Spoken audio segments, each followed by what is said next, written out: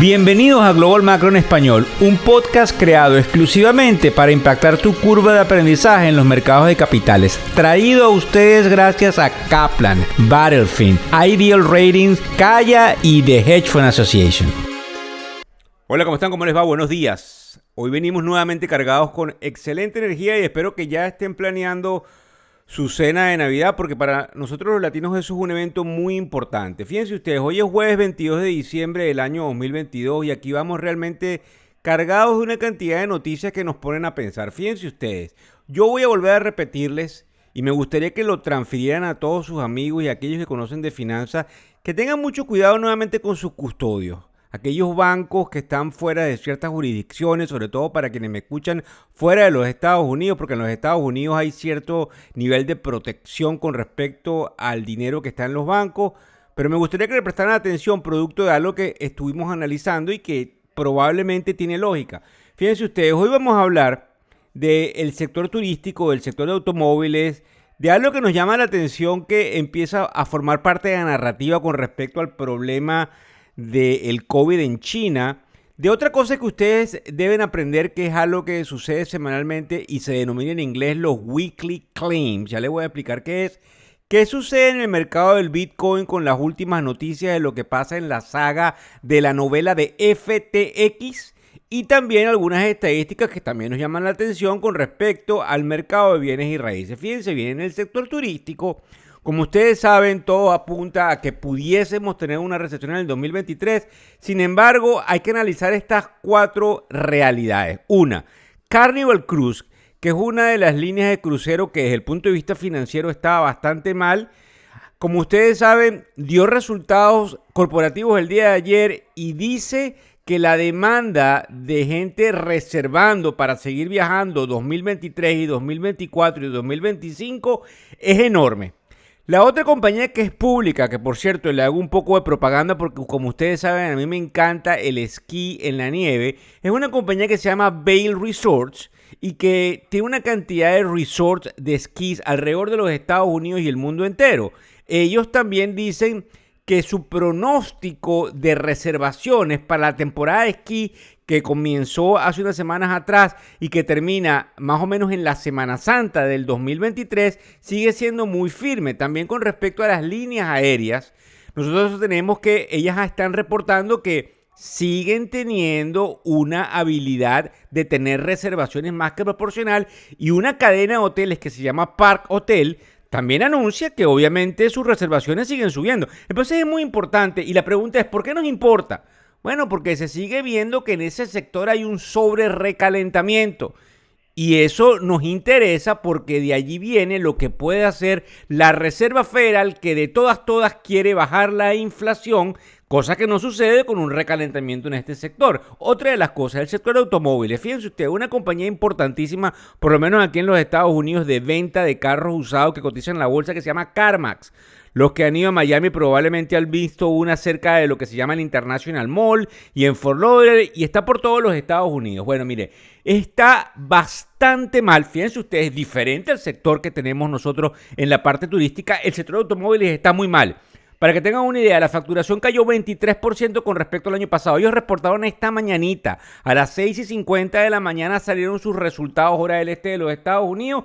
Están teniendo que tener provisiones con respecto a potenciales pérdidas en los créditos. Ellos tienen una división que da créditos para esos carros y definitivamente están poniendo provisiones y indudablemente observan menos compradores. ¿Por qué esto nos importa? Bueno, porque lo que está haciendo la Reserva Federal en función de las tasas de interés está causando una mella en este sector. La gente prefiere experiencias que bienes. La gente prefiere disfrutar que acumular. Entonces esto es un cambio en la dinámica que nos llama mucho la atención, porque en cualquier momento a la gente se le va a acabar esa posibilidad de seguir disfrutando, y eso precisamente es lo que quiere la Reserva Federal para bajarnos las expectativas inflacionarias.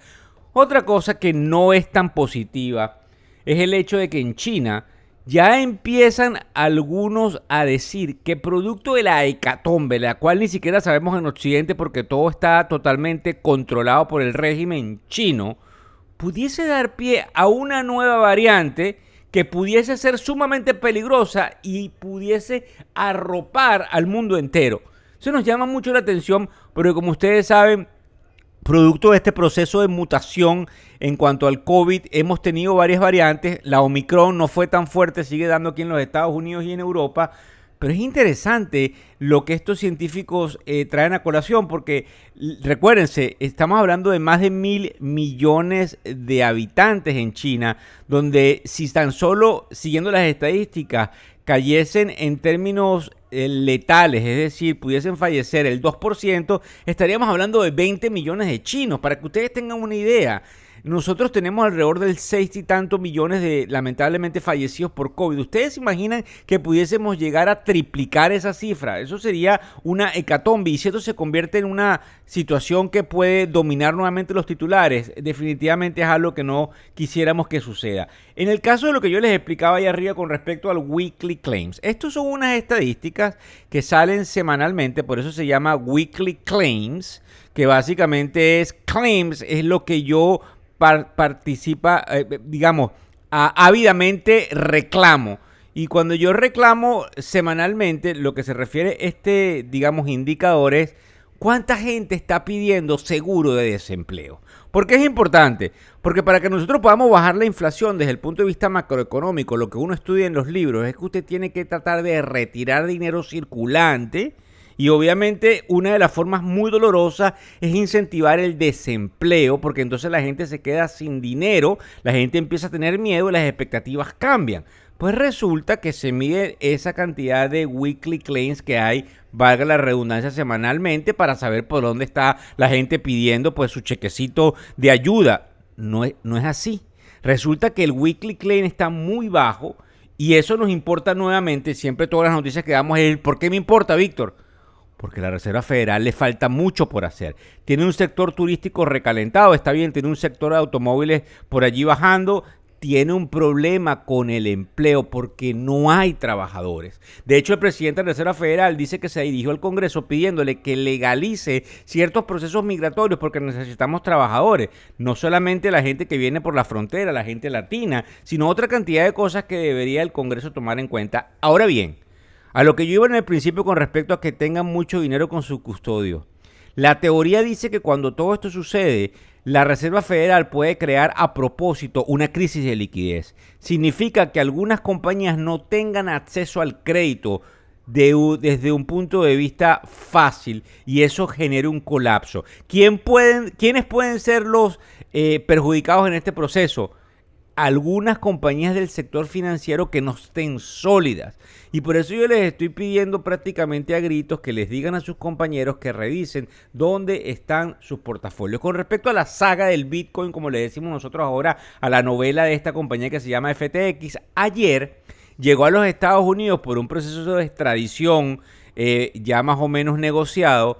Este muchacho que se llama Sam Bankman-Fried, que básicamente es el fundador y Chief Executive Officer, CEO de la compañía FTX. Pero resulta que nos enteramos ayer que dos de sus compañeros, la niña que manejaba el hedge fund o la compañía de inversiones de nombre Alameda y el cofundador de FTX, Gary Wang, se declararon culpables de los cargos que les puso el FBI o el Departamento de Justicia de los Estados Unidos y están colaborando. ¿Por qué nos importa?